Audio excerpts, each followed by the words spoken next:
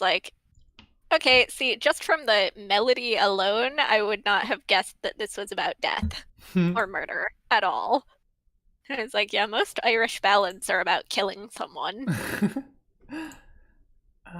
Okay. Make sure that's good. I want to pull up the deck of cards thing. Okay, hang on.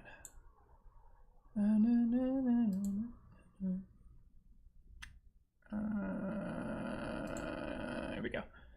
And how do I trying to make sure I get everything I need onto the fuck what?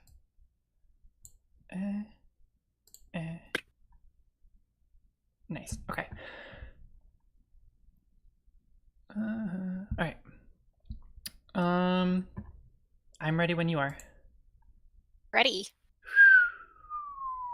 Okay. And a 1 and a 2. Okay. And going now. Hello. Good evening. Hey, Hi. evening.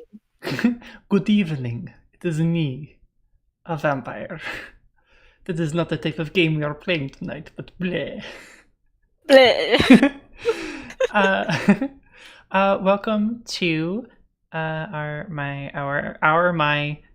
second of hopefully many tabletop RPG in indie tabletop RPG nights, where we play indie tabletop RPGs. Right in the name.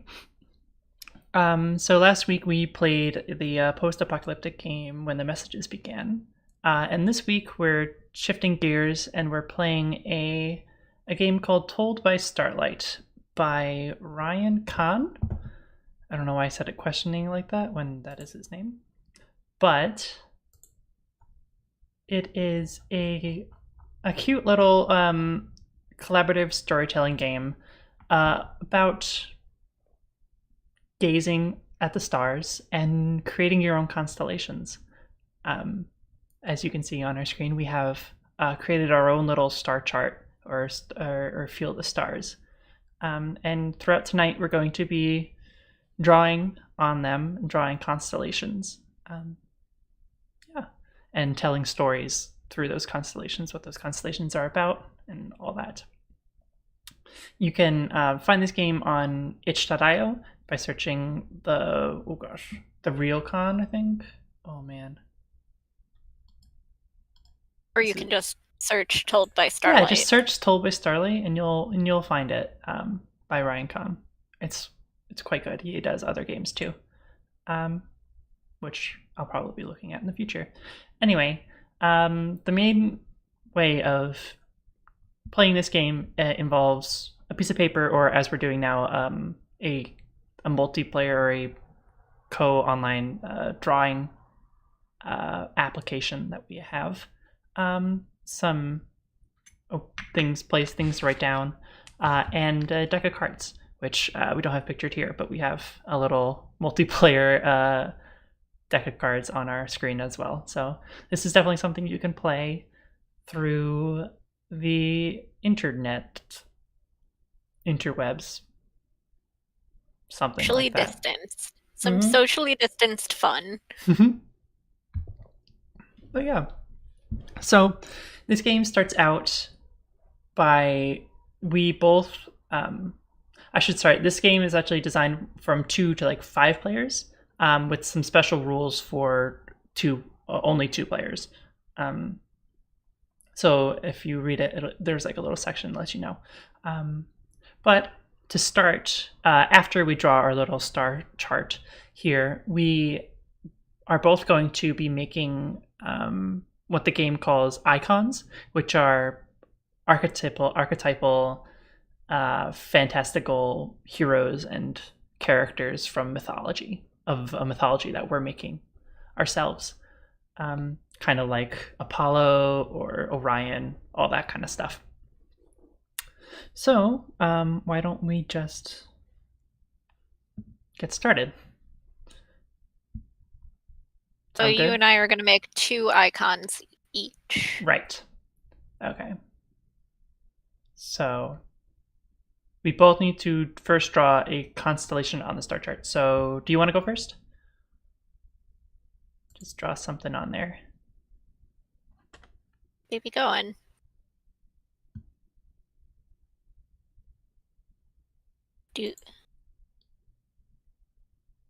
Ta-da. Okay, my turn.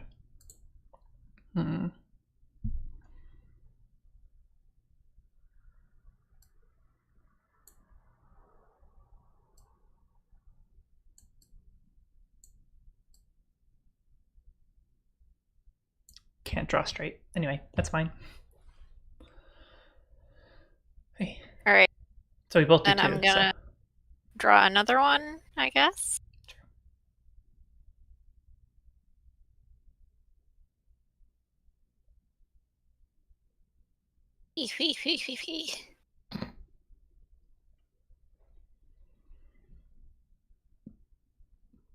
Doot, doot,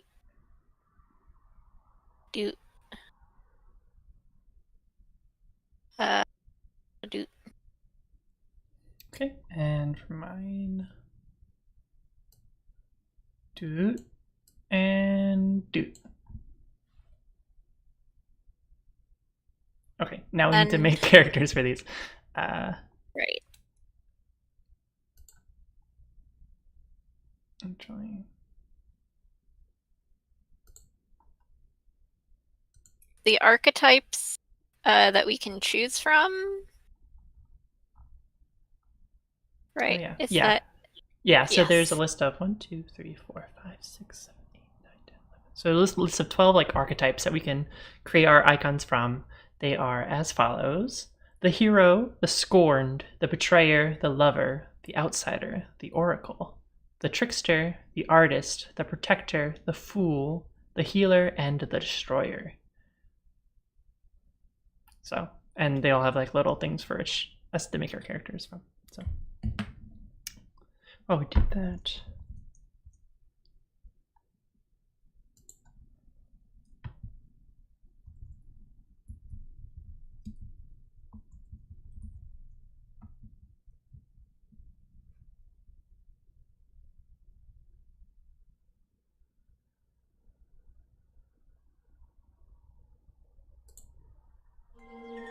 Really don't know what to do for these.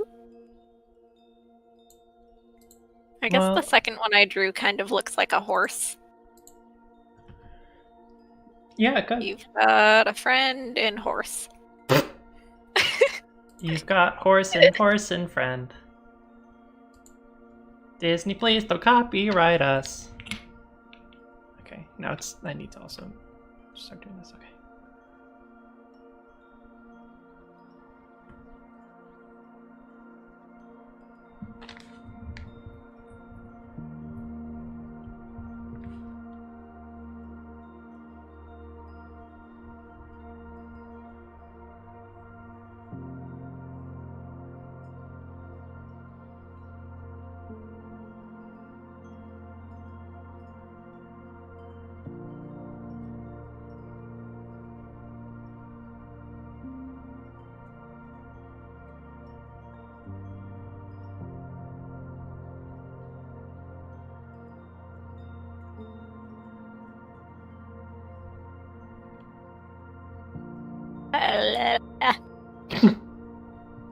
This is the silent retrospective part of the game.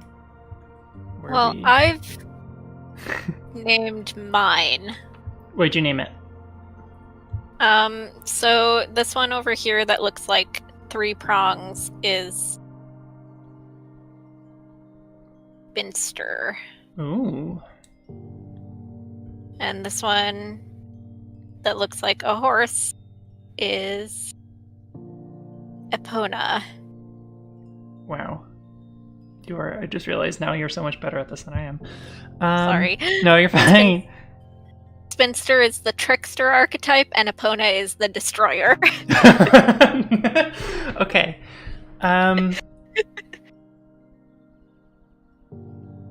Hey, I'm not drinking directly out of a gallon container tonight. No, and I'm just drinking wine, so. from a wine Drinking glass. strawberry milk. Strawberry milk.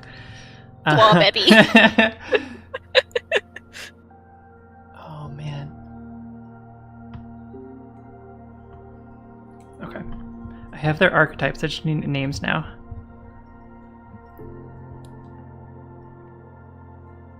A word. A noun.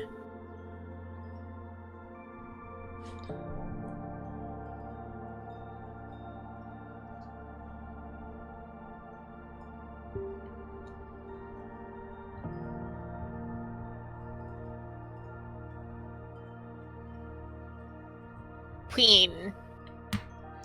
Okay. Oh my god. All right. So this one over here, their name is. Oh, hang on. I'm really bad at writing with my right hand on a mouse. I'm so sorry. Freya, and they are a artist archetype. Here is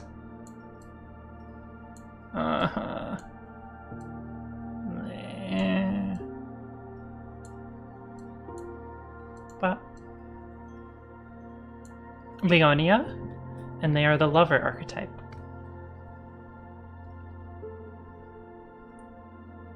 Now, we take turns telling a tale, describing our icon's relationship with one other icon.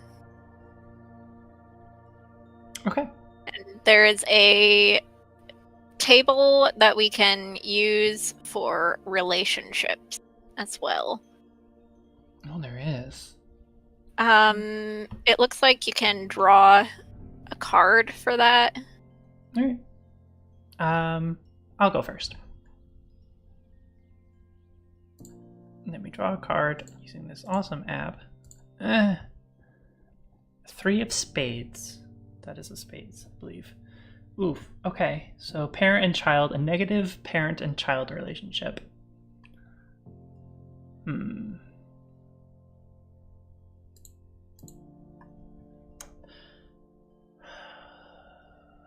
I think that Leonia is the child of Epona, the destroyer. Leonia was raised by Epona to be another force of destruction, but she fell in love and decided that the world around her was not worth destroying. That it was too wonderful to be destroyed, and so has rebelled against her parent.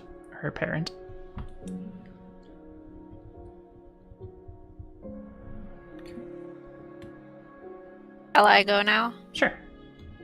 So I guess this is going to be for the spinster and Freya. How do I draw a card? I just clicked on it. It should work.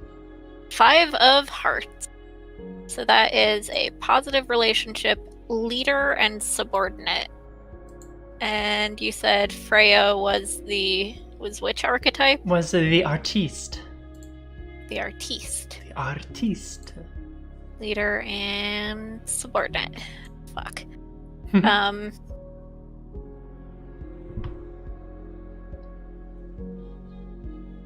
When I said spinster, I meant literally that she spins thread. Oh, okay. Not just that she's like an old unmarried lady. She is, but she also spins thread, and I think maybe she once taught Freya about... This is more of a mentor relationship, but whatever. She once taught Freya, and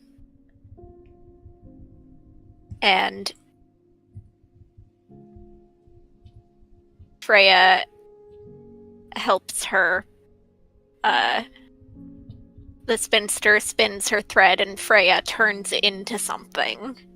Oh, okay.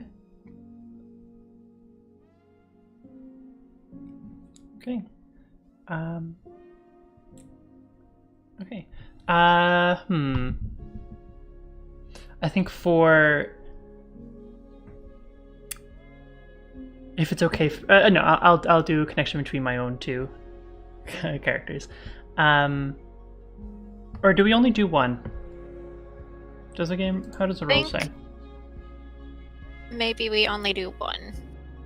Take turns telling it out. Note this relationship when all stories are complete.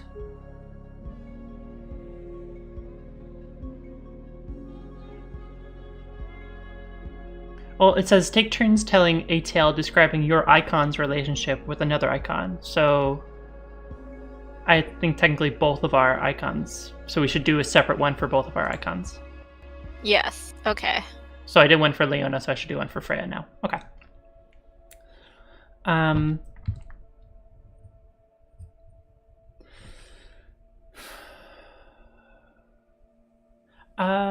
going to do a connection between Freya and Leonia. I think the object of affection for Leonia is Freya, but it's not exactly requited. At least not fully requited. Leonia, she... I know I could have pulled a card, but I think this would be cute because Leonia is the lover archetype, so this kind of just fits in my mind.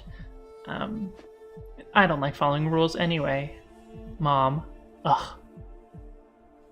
Anyway, Leonia met Freya one day. Freya was weaving the thread, weaving Spinster's thread into a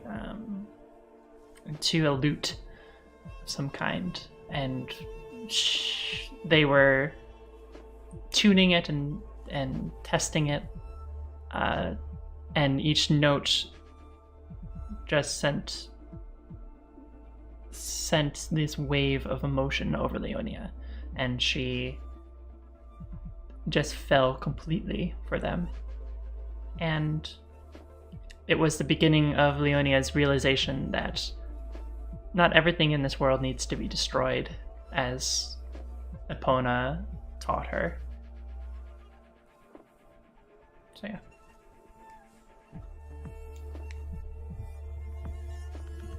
Guess I will do a relationship between Spinster and Epona. So Epona is kind of biding her time and waiting for the right time for the end of the world or Ragnarok, etc. Mm-hmm. I think Spinster is constantly tricking her.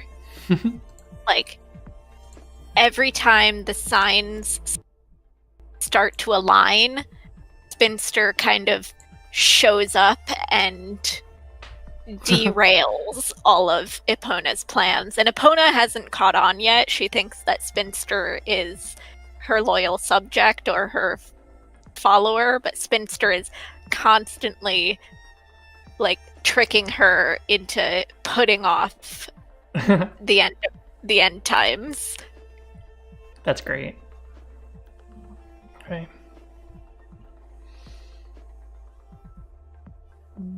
Okay. Then next, we shall figure out who's going to be the gazer first. So the way, since we created our icons and we're now moving on to creating more stories with these icons, one of us becomes the gazer and the first listener. So basically, whoever this is draws a card and draws a constellation based on that card, what the card tells you to do, and then they name the constellation. And then the next person, the other person, will tell a story off of that, and the other person gets to interrupt and ask questions.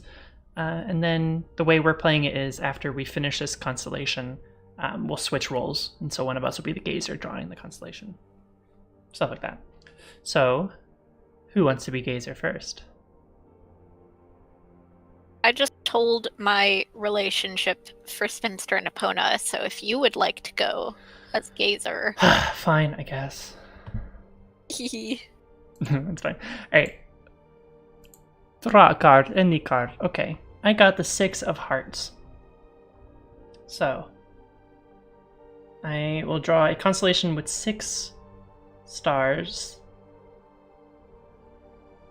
And its suit is hearts, so it has to be love, jealousy, or relationships. So, for you, it'll have to be about love, jealousy, or relationships. Okay. Let me pull up. Okay.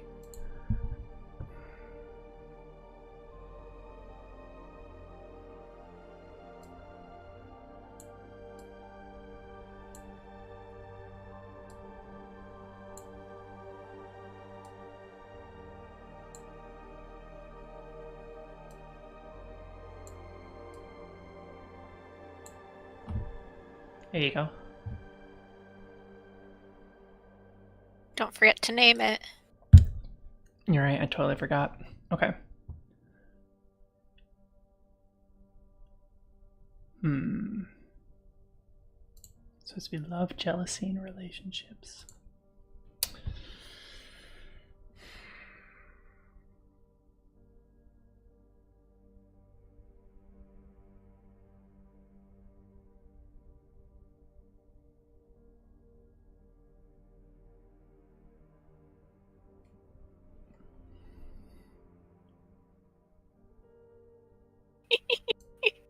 Stop. Alright. It's okay. I'll name this one. There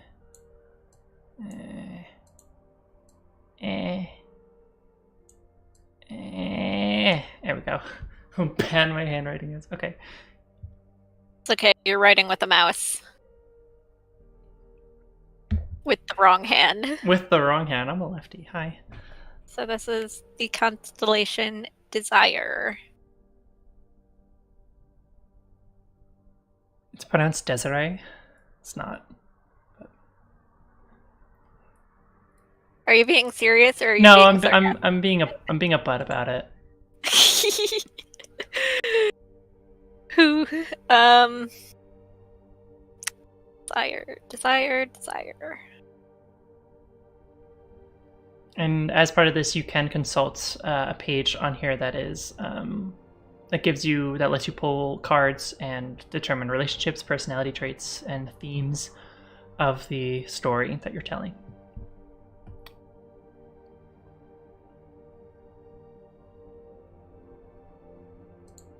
I want it to be something that Leonia has given to Freya to try and court her, but I'm not quite sure what it is at the moment. It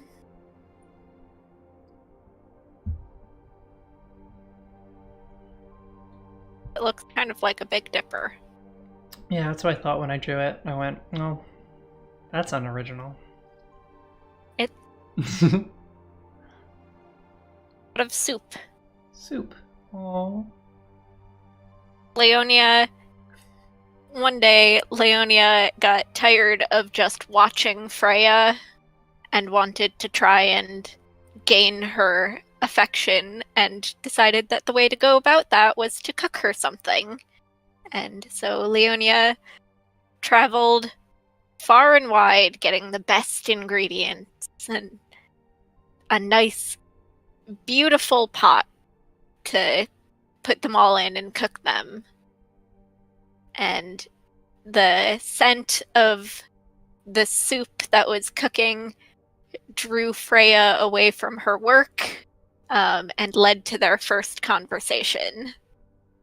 Oh, and how did that conversation go? Oh god. Freya... I can ask these questions. It's part of the game. You can.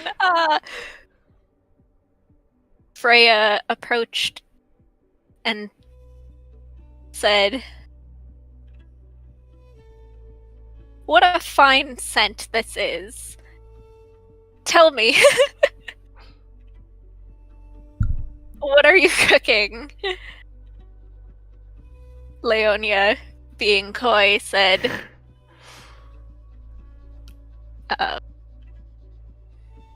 I'm making soup for my true love to nourish her and grant her strength. And Freya, not quite cottoning on, said, well, I've been weaving morning and night. Could you spare a bowl for me too? And Leonia responded, of course I can. If you'd like, you can have the whole pot. But Freya said, no, this is for your true love. You should save some for her. And took her bowl and left again. How nervous was Leonia for this? Quite nervous. She was confident in her cooking skills, but when faced with speaking to Freya for the first time, she felt quite anxious that she might make a fool of herself. Unfortunately, Freya was so distracted both by her hunger and thoughts of the masterpiece she was working on that she didn't really notice. Oh. I don't have any more to questions. this day, people make soup to try and court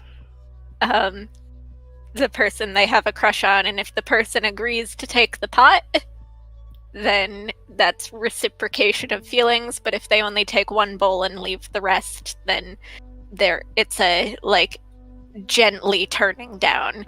Oof. Taking nothing is like, no, I want nothing to do with you. Go away. Yikes! Dang.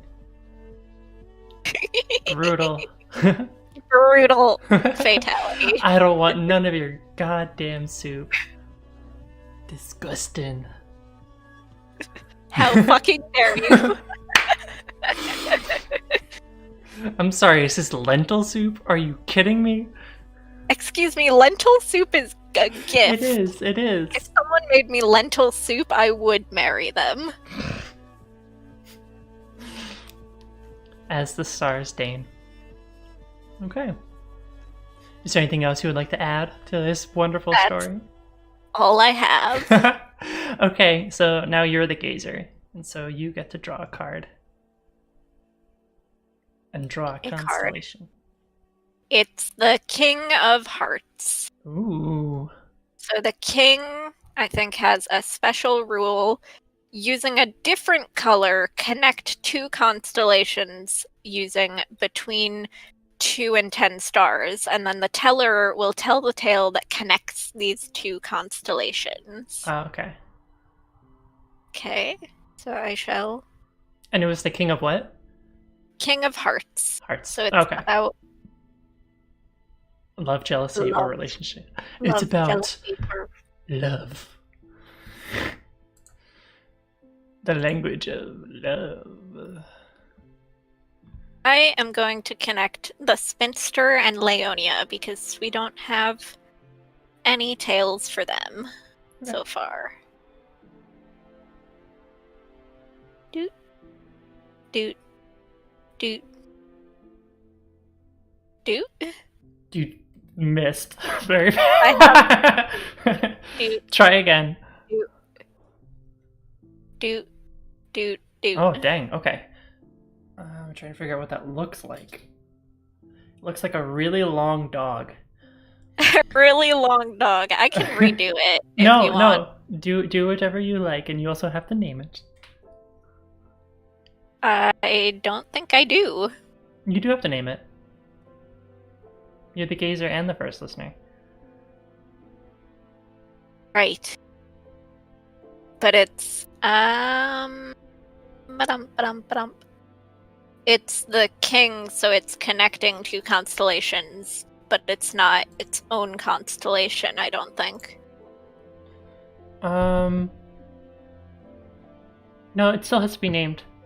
Because technically it's now a new constellation. I'm gonna name it the Silver Thread. Aw. And now it's up to you. It's all you. It's all me, baby. All right. No pressure.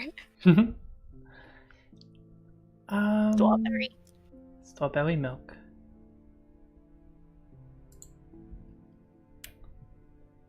So, spinster being, well, spinster's pronouns are she, her, right? I'm just making sure. Yep. Okay. Spinster, though she would probably never really admit it, is very protective over Freya. After all, Freya takes the things that she makes and turns it into things other people enjoy. And that gives quite a reputation onto the spinster. After all, the quality of the silk is just as important as what the threads do. So, being so protective over Freya, Spinster caught on very quickly about Leonia's passion for Freya. So, she decided to make sure that Leonia didn't have any ill intent for Freya. So she decided to play a few of her notorious tricks and see how Leonia reacted to them. See how Leonia acted under pressure and what her true colors were. So Spinster weaved a long silver thread that stretched out and into a well, a magical well. And Leonia, passing upon it, was confused. It was a single long silver thread that just threaded through out into the horizon, and curious, ever curious, and hearing so much about what Freya does with the threads, she followed it, hoping to see Freya at the end of it weaving something magnificent for her. When she got to the well, she was a little confused. What was Freya doing down in this well, or what could possibly be down there that Freya would need? And so Leonia climbed down, and reaching the bottom, she found nothing.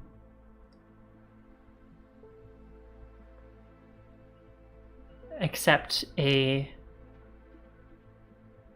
end of a thread and a lonesome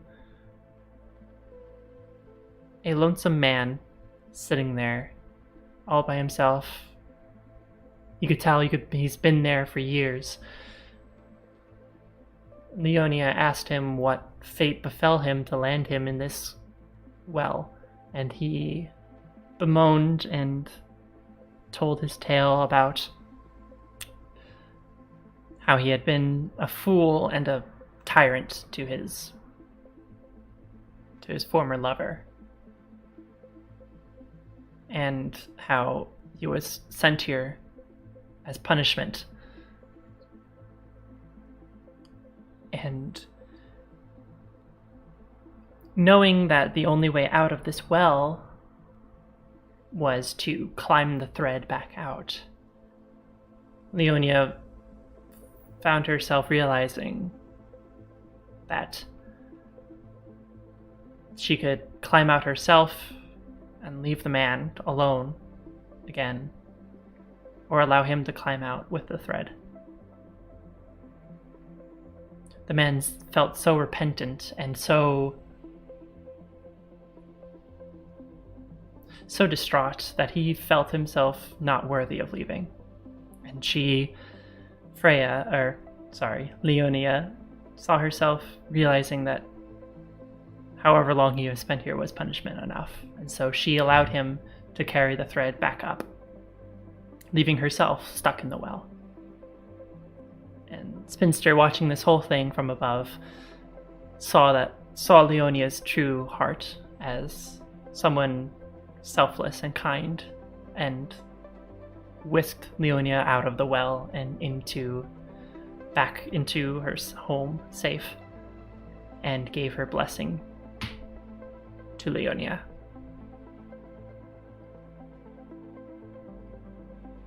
And that's the story. Now, if only Freya weren't so dense. Now, if only. Only. Yeah. Whew. Now it is your turn to draw a card, draw a shape, and give a name. Name that bad boy.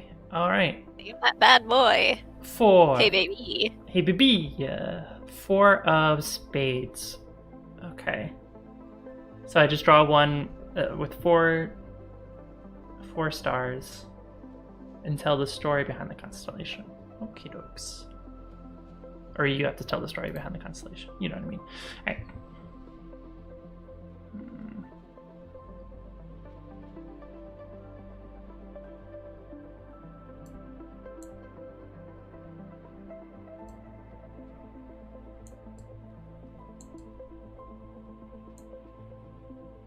And I'll name this one.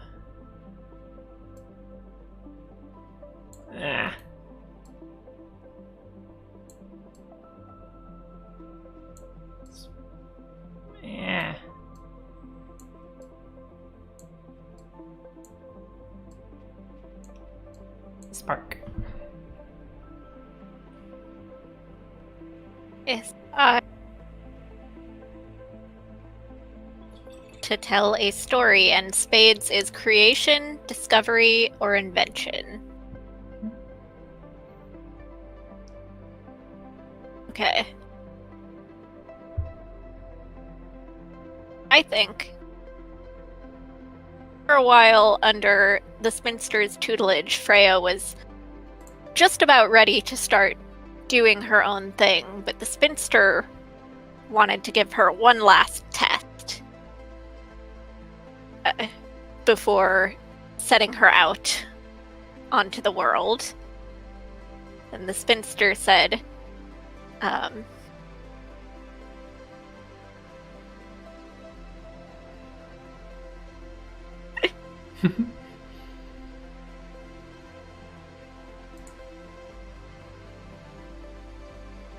my student, I have taught you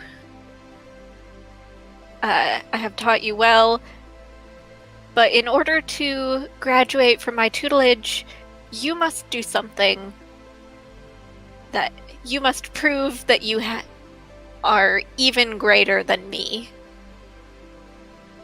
And so you must make something which I have never managed. You must make something which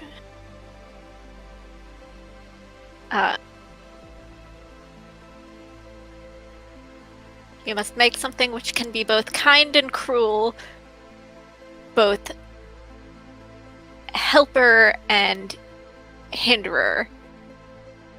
Something which humans may have but never hold, may keep but never control. And if you can do this for me, then I will consider you a master of your art.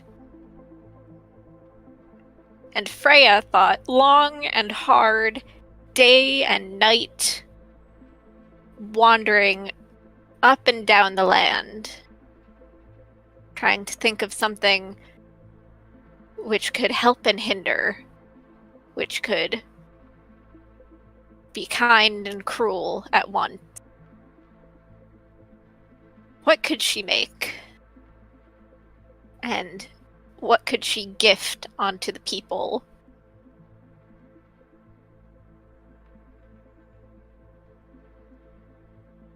And one day, as she wandered, she saw a group of humans huddled together in their home, cold and shivering in the dark. And then, as the sun rose, they all seemed to relax and grow warm, and she realized if she could take a piece of the sun, if she could weave a bit of sunlight, a bit of fire. But she had never weaved fire before. She had, and unbeknownst to her, Spinster believed that this was an impossible test. That even if Freya solved the riddle, she wouldn't be able to create fire from thread. But she was underestimating her student. And Freya sat at her loom, surrounded by the spinster's threads in all colors, gold and orange and red and blue and white. And from sunup till sundown, each day she wove and wove and wove until beneath her hands it began to warm, and then it began to burn. And she kept weaving until she held fire in her hands. And not just fire,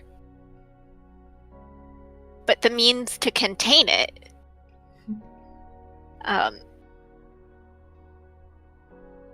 And she invited the people to her loom, and she showed them, here, this is how you spark a flame. This is how you set up a campfire, how you keep it contained, as contained as you can. This is how you set up a border of stone so that it doesn't burn too far. And with this, you will be able to light your homes in the night and to stay warm in the cold. But if you're not careful, the light will become too much and you will go blind. The heat will burn you and you will be injured and die. And the spinster appeared. It had been 1 year to the day since the spinster set this task, and she appeared before Freya, ready to say, well, you gave it your best shot, but I guess you're not ready yet. But then she saw what Freya had created and realized that she had underestimated her student. And proud, a little put out, but mostly proud, she said, you have done what I cannot. You have done what was once impossible. And so I bestow unto you the title of master, and I set you free. No more shall you be my student, rather you shall be my equal.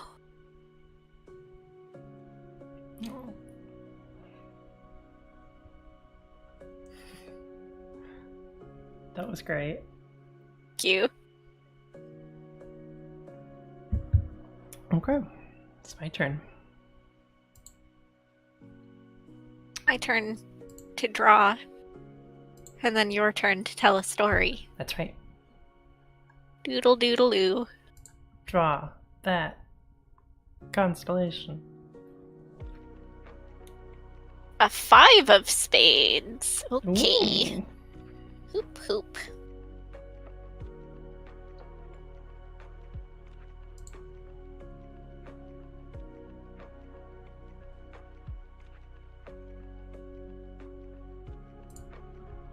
Two, 3, 4, 5.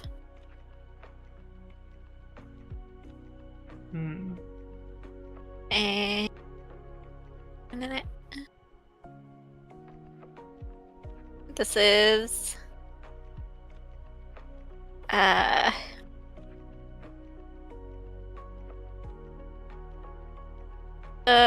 mountains. Now it's all you. Oh, jeez. Okay.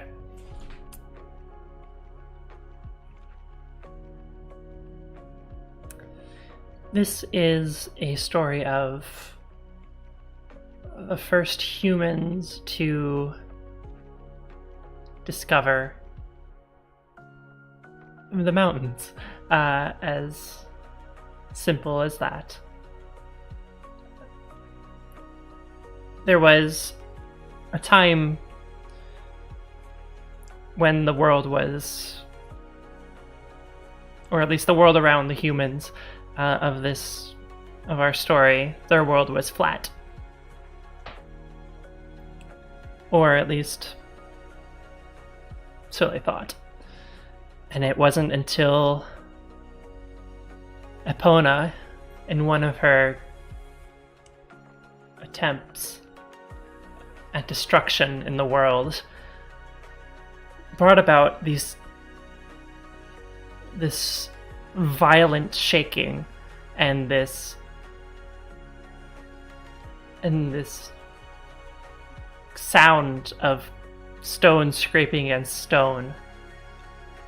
And over generations, her plan unfolded and gave rise to these jagged peaks, these jagged spikes into the air, big enough to topple giants.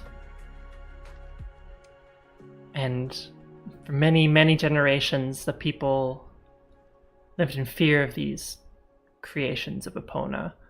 They feared the worst things would arrive from these spikes, from these jagged bits and pieces of stone. Until one particular human, only known as the Traveler, decided one day to leave their safe, comfortable home and leave towards the mountains. They took with them... do that? Say again, sorry. Why did they do that? They never felt truly at home where they lived. Many considered them an outcast, an outsider, solely on their views of expanding out and exploring new things and trying new things and believing in new things. And they did not feel at home. And so they left with nothing but the clothes on their back and a few days worth of food. And they left, and it spent many days in the plains with the mountains just out of reach, and slowly began to wonder, were they even there? Or how long it would take to get there. But many, many, many days of traveling later, the peaks got larger, got closer, and they arrived at the base. of the first mountain and looked up at the snow-capped tops of the mountains, blotting out the sun, creating this aura around it as if it was beckoning them towards it, as if inviting them in. And they knew they were unprepared. They knew they were not ready. They knew the risks of going, of climbing, of venturing further. But that same wanderlust, that same drive to explore, kept their feet from moving step by step upwards. And they scraped their feet and they calloused their hands, and they felt the biting cold winds and the howls of distant creatures who made the mountains their home. But they persevered and they continued. And when they finally reached the top, they realized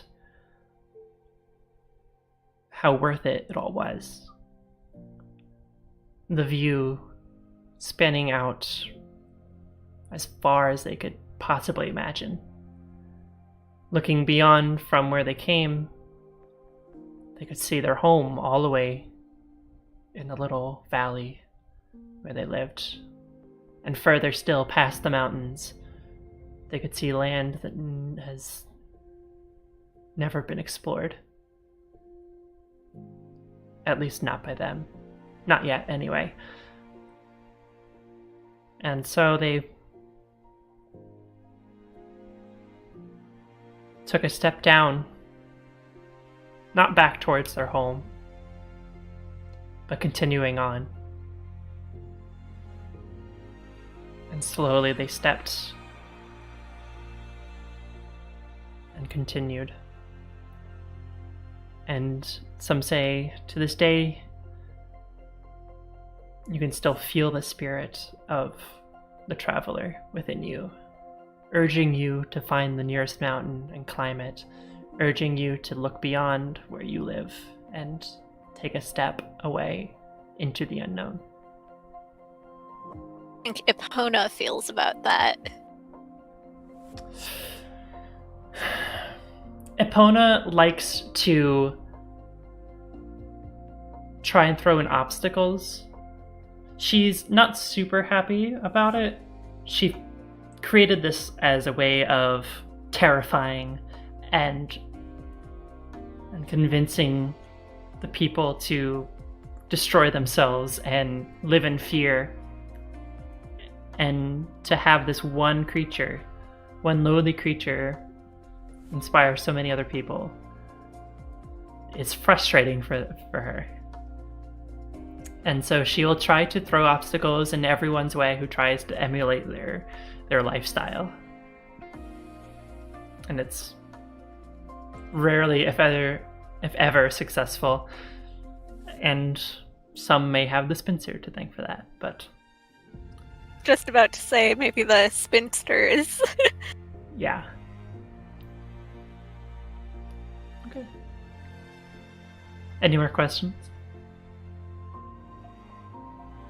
I'm just thinking that, like, maybe amongst the people, everyone kind of... Like, everyone knows that the spinster isn't actually on Epona's side, but, like, at certain festivals and everything, you have to, like, loudly and melodramatically proclaim, like, oh, the spinster, Epona's right-hand woman working with her to just further the spinster's charade. Sounds about right. Yeah. That makes sense to me. Yeah. Okay. It's my turn to draw. It is your turn. It is my turn. Okay. Oliver is trying to get my strawberry milk. Little bastard. Hi. Alright, so I got the 9 of spades again, or not a spades again, but it's a 9 this time, so it's the Doing same. good on spades. We're just rolling in them spades. I have to draw 9 stars. Okay. Yeah, we're almost out of stars.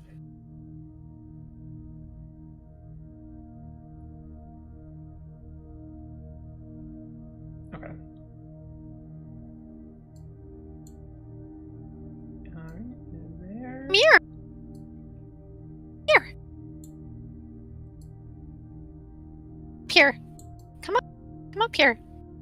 Come up here, say hello. Say hello, little man. Hey. Come all the way up. Yep. Nope. Get your hind paws up here, too. Yeah. Not over there. No, no, no. No, no, no. No strawberry milk for the boy. Give him the strawberry milk. He's lactose intolerant. Let him drink. No. Oliver just wrote ... in our Discord chat. He is upset with you right now. He's angry. He is angry. Okay, now I need to name it. Alright.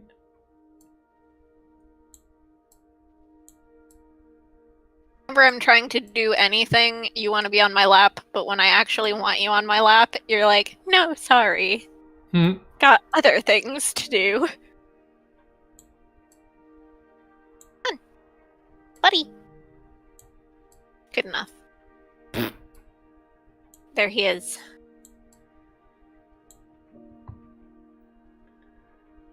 Okay. Right, I did 1, 2, 3, 4, 5, 6, 7, 8, 9. Yes, 9 stars. Okay.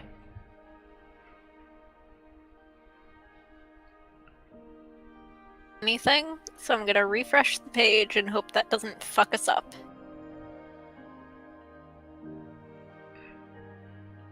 The drawing is still loading. There it is, the jagged shore. Ooh. Ooh.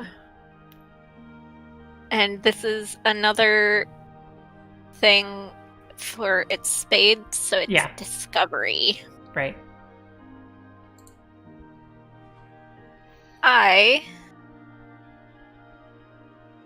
am gonna draw another card for more themes.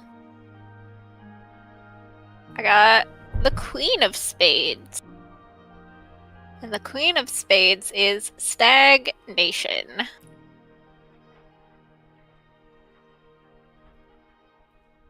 Little boy. There he is. Stagnation, discovery, creativity, and the jagged shore.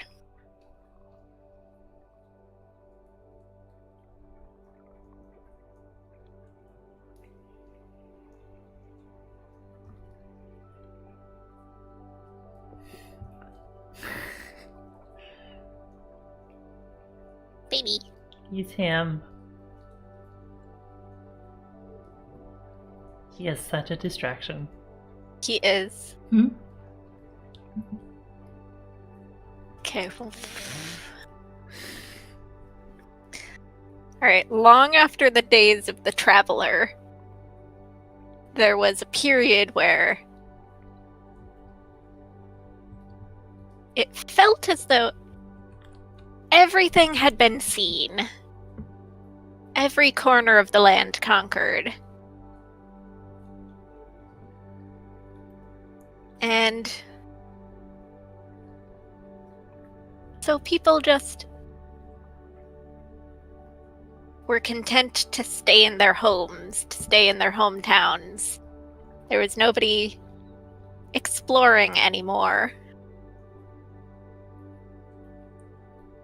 And Spinster thought this was super boring. Just super boring. And so she enticed Epona out of her slumber and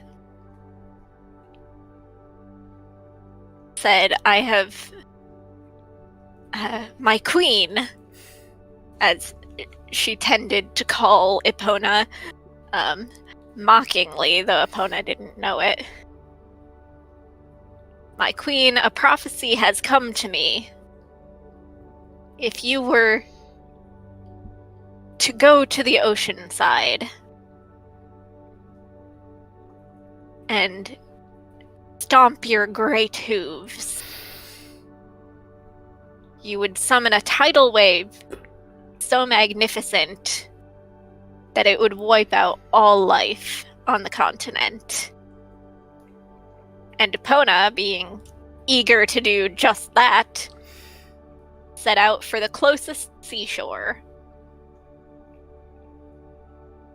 Fortunately for her, and just as the spinster had planned, the closest seashore was made of straight, towering, but fragile cliff, going with a sheer drop right into the ocean. And so Epona went, and she stood on the edge of the cliffs, and she stomped her great hooves, and pieces of the cliff began to crumble away beneath her. But she took no notice, so caught up in her work, as the spinster yelled encouragingly from a safe distance away, like, "Yes, my queen! Just a little bit more! Just Yes, a wee bit queen. more! Yes, queen! Yes, queen!" And Epona, encouraged by this, gave one last stomp, and it was a stomp too far, for the cliff beneath her crumbled, and she went tumbling into the sea.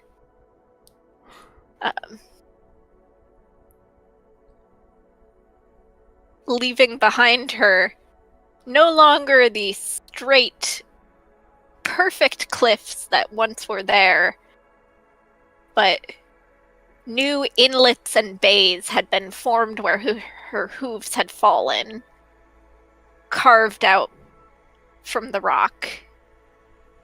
And a great lagoon where her body hit the edge of the cliff. And yes, there was a great tidal wave, but not as big as Epona had hoped. And she would perhaps have preferred that it didn't come at the cost of her getting wet. The spinster, well, first she laughed and laughed, but then she saw Epona standing up from the salt water and looking at her, and she said, "Oh dear. Oh dear me. Perhaps 'twas not a prophecy I saw.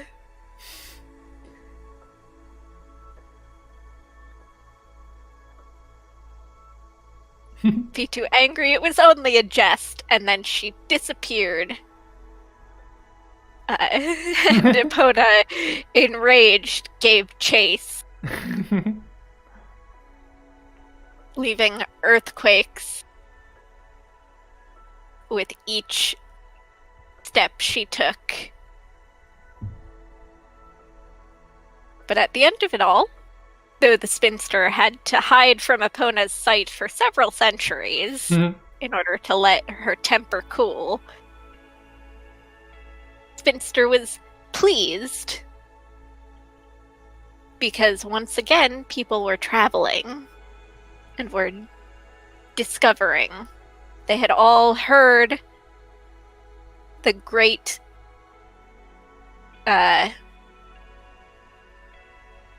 the sound, the crashing of stone into water, and became curious and set out again to see what new what new shape the land had been formed into.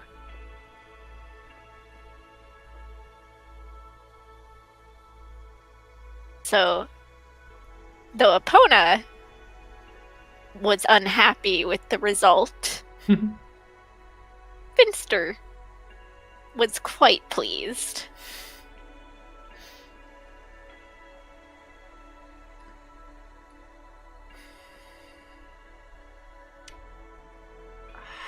Who was the first human to discover the Jagged Shore?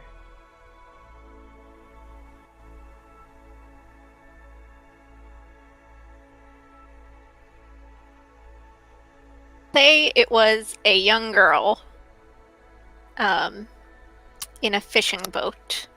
Oh. She had the waves caused by Epona had swept her away from her fishing village, and she floated on and kept a watch out. She knew that there would be the straight, perfect cliffs, and from there she would be able to orient herself. But by the time she got there, Epona had long gone in chase after the spinster, and what the girl found, instead of the straight cliffs she was expecting, was an entirely new land. And unsure where to go, she went into the Great Lagoon and brought her boat ashore and prayed not to the spinster, but instead to her student Freya to help her find the way home.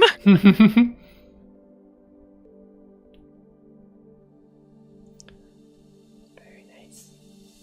Okay. Your turn to draw, right?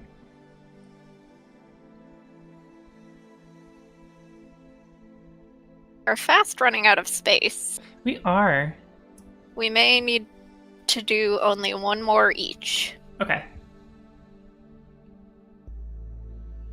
Let's grab us a card. The 7 of Clubs. Ooh. Ooh. Ho ho. So, Clubs is bravery, adventure, and war. Nice. Somehow find 7 little doohickeys.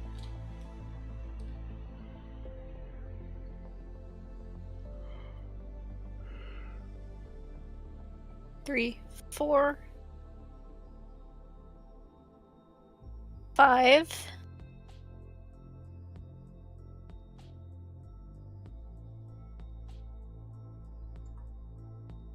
Who? Hang on, let me reload the page. Let's see if it.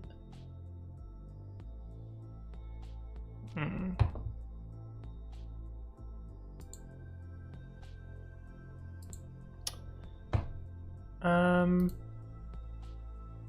6. Could you re-invite me to this? Because for some reason I'm not getting it. Yes. Okay. Can indeedle.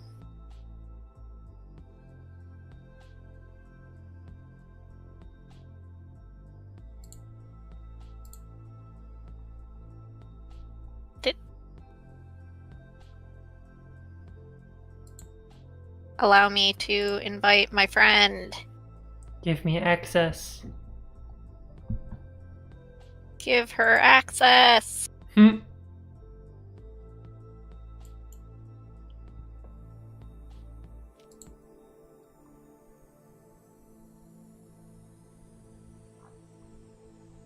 Just a moment of technical difficulties.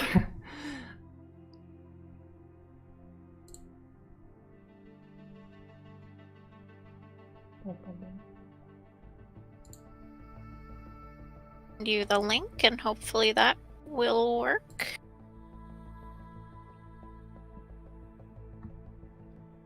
Blah blah blah.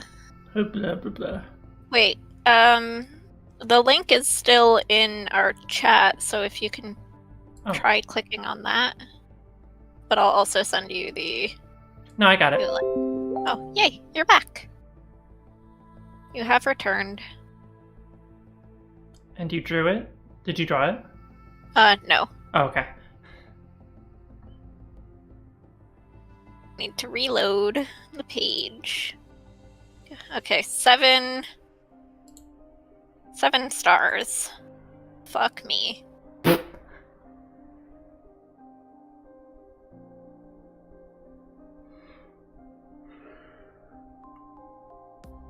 Two, 3, 4, 5.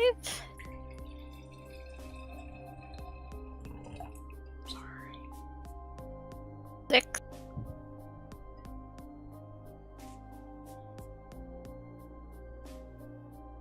Wait, no. 7. Okay. How do I name this?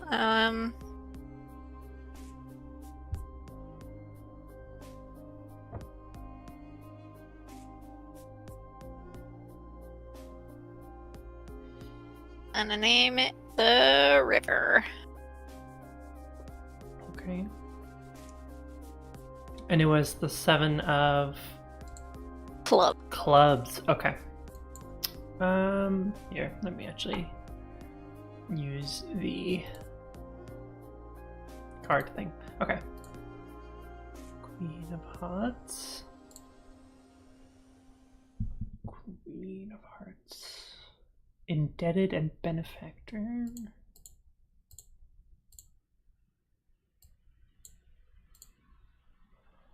Eight of clubs.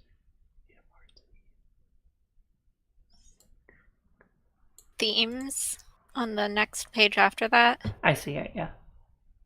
And then Queen of Spades.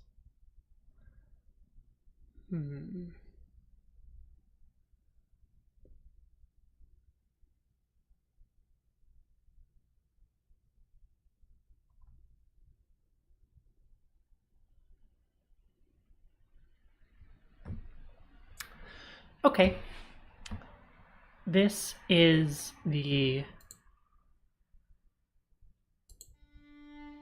story of two friends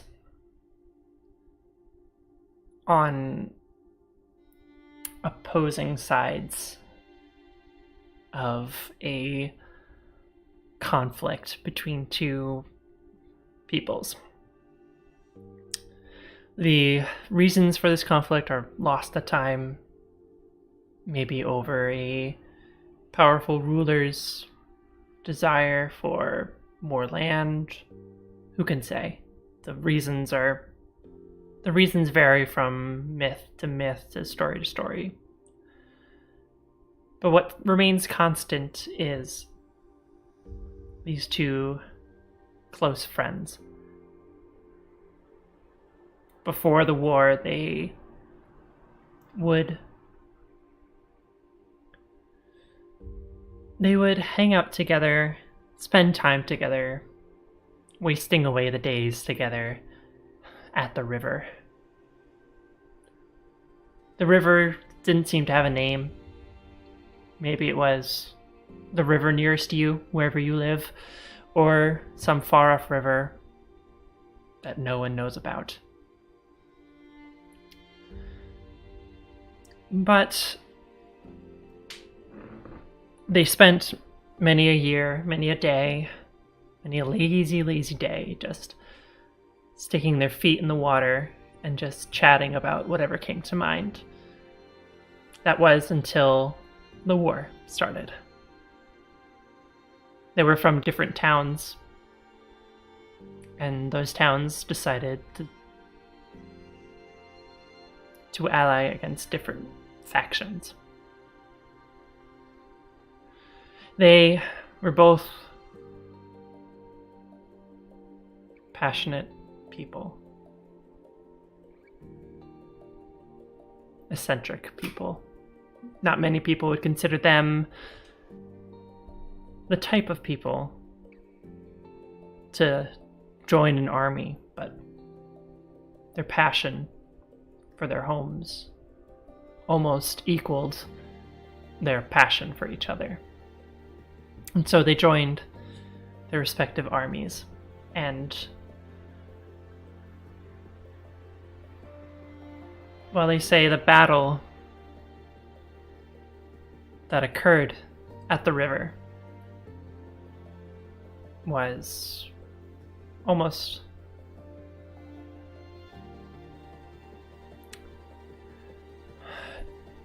some say it was destiny that they would face against each other at the place where they considered themselves closest. Why did the battle go to the river?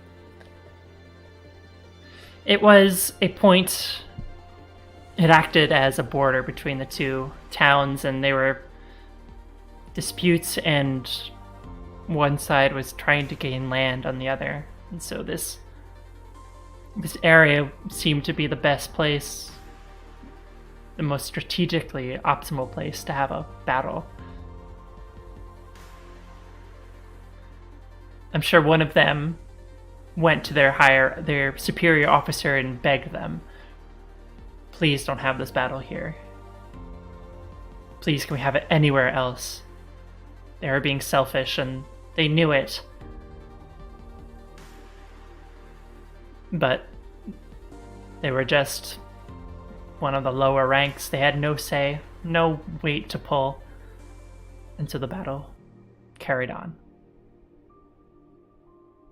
And it turned the river red. And on either side of the banks, the two friends locked eyes. And slowly they each took a step, wading through the waist-high water towards each other, both unsure what would happen as soon as they got within range of their swords. And they struggled against each other, neither one wanting to do what they knew they were ordered to do. And when one side favored over the other, when one friend almost brought down the other, there was a moment of recognition, a moment of realization, a moment of hindsight of where they were and what they were doing, and every moment that carried on between the two of them in this location, in this space that had happened before. And so the one who had the upper hand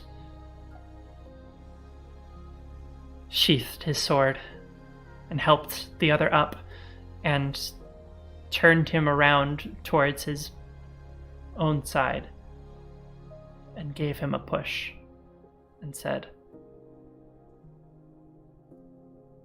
"Go. I don't know if I'll ever see you again, but I cannot do this. Not here, not now, not with you.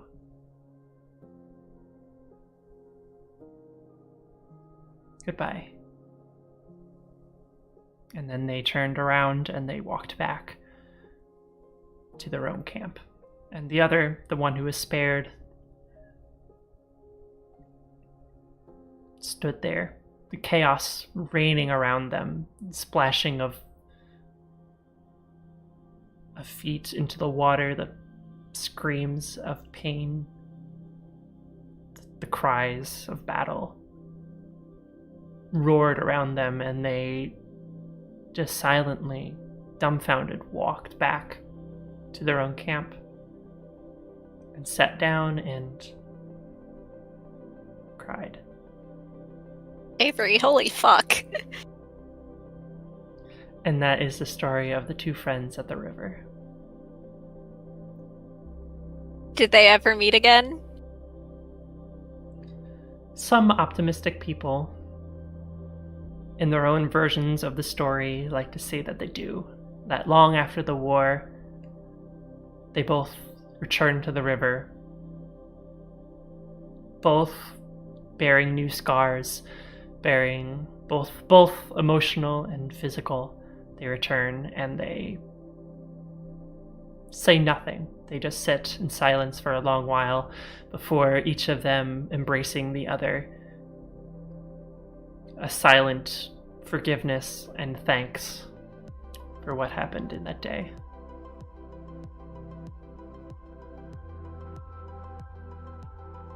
And that's the story.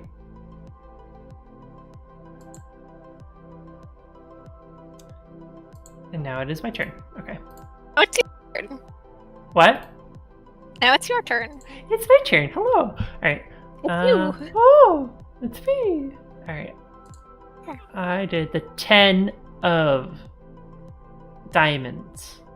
Well, we don't have 10 stars, so... I will draw again. The 8 of spades. Can't do that one either. The 7 of hearts. Nope. Curses. We The have 3 of spades. There we go. a... That I can do. Alright. Creation, discovery, invention. Okay.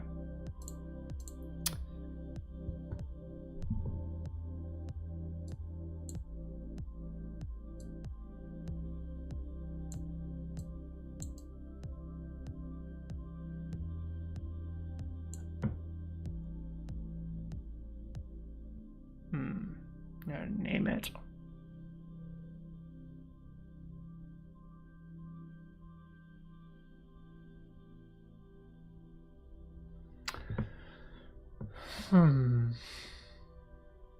Wow, this is the hardest part. Okay, the name. The name. Kind of like... Wah. That's an awful letter. I'm just gonna redraw that. Baby boy. What's he doing? Here he comes. He's walking towards me. Now he's taking a detour towards my strawberry milk. He's nothing but persistent. Okay, there we go. The bend.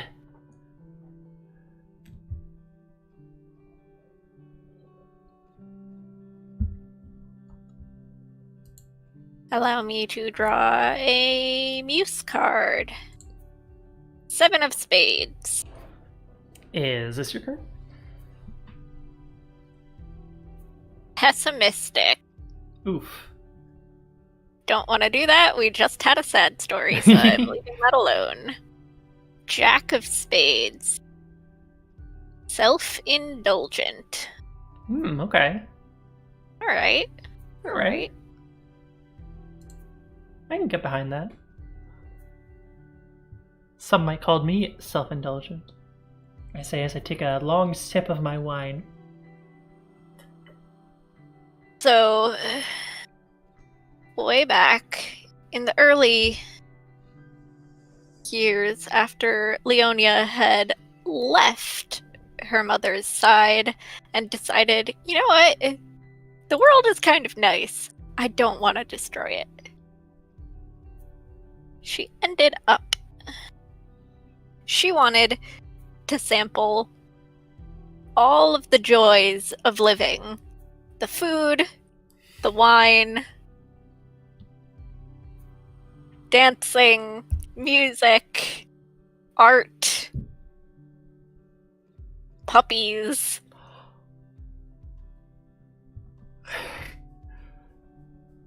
Do you like me acting out everything you're doing? Yes, I think that's what I'm love going to do. Where was I going with this? And so she went from town to town, seeing all that they had, both the good and the bad. She wasn't just about, like, bring me your finest, whatever. She was just happy to be there.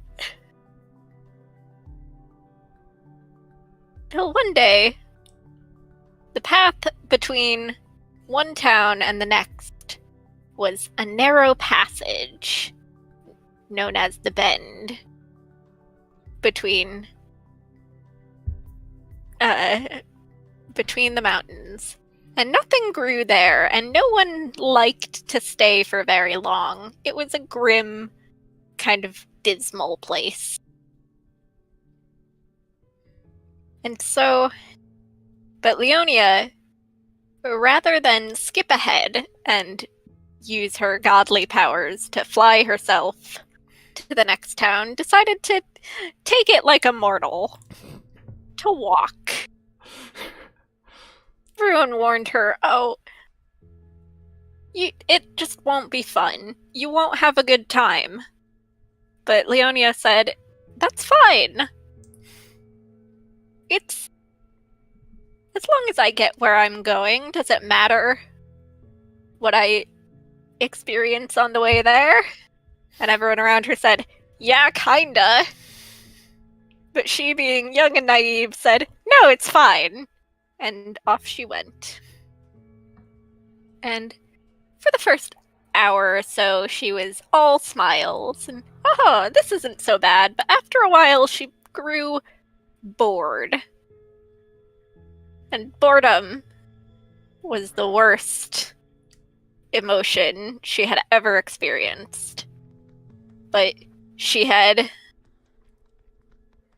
set this challenge up herself, and she wanted to see it through. She wasn't going to cheat and teleport or fly or use magic powers. She was going to walk. And walk she did. And walk. And walk. Until she noticed that her footsteps were echoing off the walls of the canyon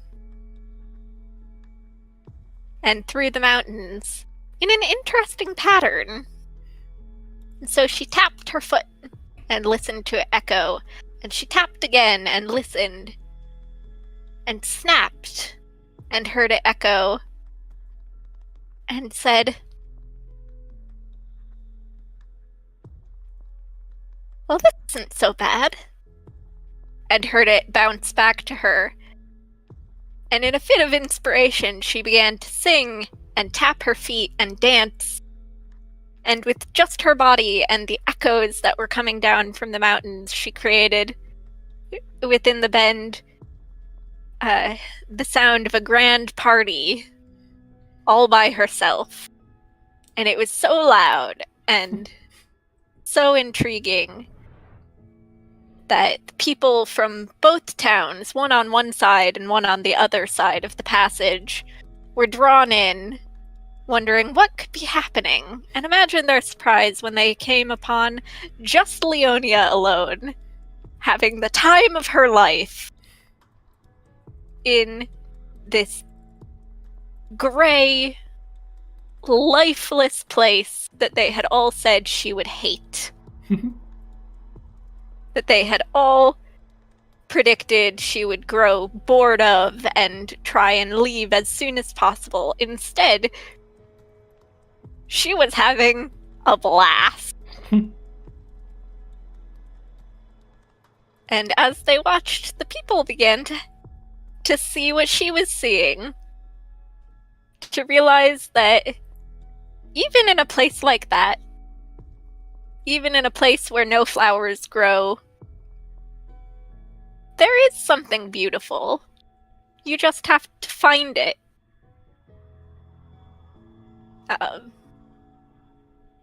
And they all began to dance and sing and tap their feet and clap their hands along with her, and the party carried on for 3 days and 3 nights. Until exhausted. Everyone was exhausted except Leonia, who kept going. But everyone else was like, we'll just leave her to it, and went home. Did this become some kind of tradition between the two towns? Yes. Every year, whether Leonia was there or not, they would meet up at the center of the bend and dance together and create music. And soon it spread to other towns. They didn't have their own bend, their own place like that, but there would be festivals popping up in times of darkness, in the harshest winter, or the hottest summer. People began to fight back against the grimness with dancing and singing and laughter. How did Leonia feel about how these people started doing this even without her there? She was overjoyed. While she was sad that she couldn't go to every single party, but that would be impossible, she took it as yet another sign that the world is something so wonderful, and the people within it are capable of finding such wonder and beauty, even in the things that even they once said were hopeless. And this will be my last question. How did Epona feel about this? So angry.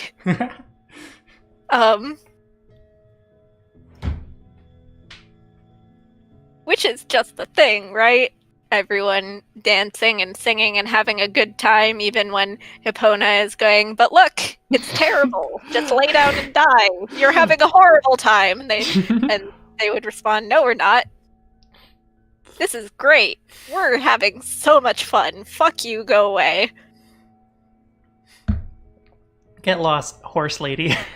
And it's said that on the day that people cannot find a reason, that no one can find a reason to sing and dance, that's the day Epona wins.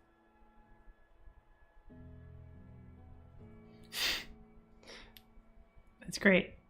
Okay. Thank you. Okay.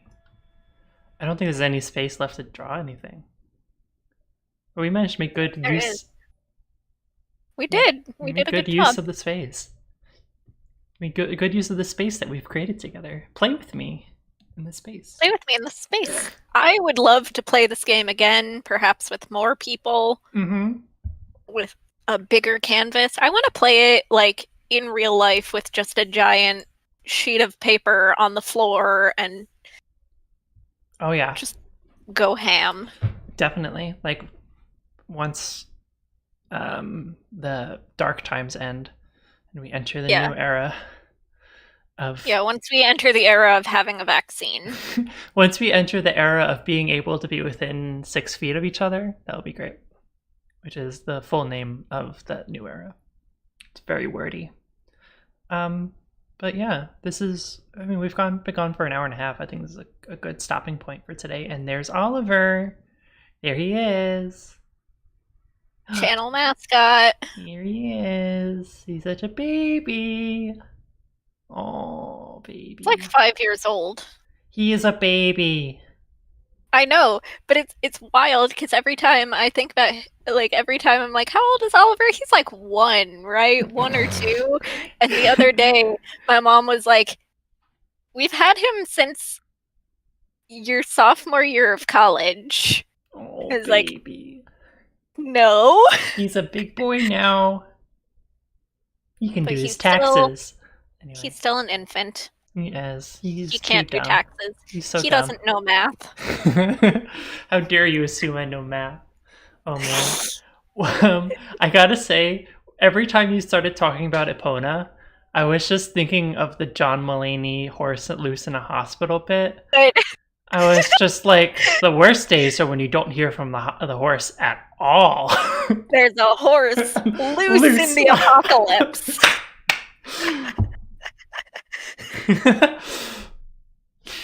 Has anyone heard from the... Anyway, John Mulaney, please don't sue me. All right. Thank you for so much for watching. I feel like we're definitely gonna come back to this game once we have more people to play with. Yes. That's I just think me. it would be fun if we get a big viewer base, if instead of the two of us asking questions during the teller's stories, we could open it Oh up to the yeah, chat. that would be really awesome. That would be really something awesome to do. So what that means is if you're watching, you need to tell all of your friends to watch and then have them. Yeah. Basically, we need to make a multi-level marketing scheme, pyramid scheme for our channel. And I think if as long as you promise them that like you'll live forever if you watch this, you'll get super rich if you watch this. What are other Might pyramid count scheme? under false advertising, and we might get sued. Well, if pyramid schemes can do it, so can we, right? That's true. So, just But in tell. all seriousness, don't fall for multi-level marketing schemes. You can for this one. You can for this one. Every other one, no, don't do that. And you can sign up for this multi-level marketing scheme by going to my Patreon at patreon.com/asacente. SACCENTE. I'm gonna like, as the further we get into this, the more I'm gonna like improve my graphics skills and like put our Patreons like underneath our faces while we play. That'll be smart. Be fun. Yeah, so we don't have to keep doing this. But Vico, where can we find you? You can find me also on Patreon at Iconoclast Productions. ICONOCLASTPROD. Nice. I love that you paused in between there because you probably forgot how to spell I did iconoclast. forget how to spell it. That's okay though. You remembered. All right. Thank you so much for watching. We'll see you. See me on Wednesday playing a video game. Vico might be there most likely, and then back here next Saturday when we play a different TTRPG. And you can see me on Monday on Twitch, SmallVico, SMOLVICO. I'll be drawing and chatting. Hell yeah! All right. Thank you so much. Thank you so much. All right. Bye-bye. Bye-bye. Bye. Bye-bye. One last look at Oliver. Oh, bye, Oliver.